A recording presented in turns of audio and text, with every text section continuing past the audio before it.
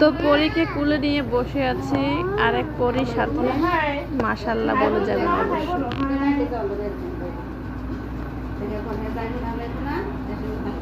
এই বড় পরীটা হচ্ছে ভীষণই দুষ্টু, পাজির ঈশ্বরী।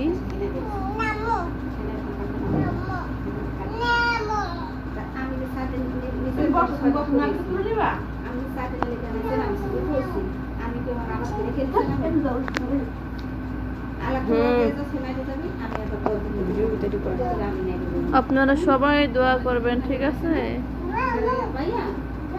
যেন আমাদের পুচকু সোনা পাখি ভালো থাকে, সুস্থ থাকে ইনশাআল্লাহ।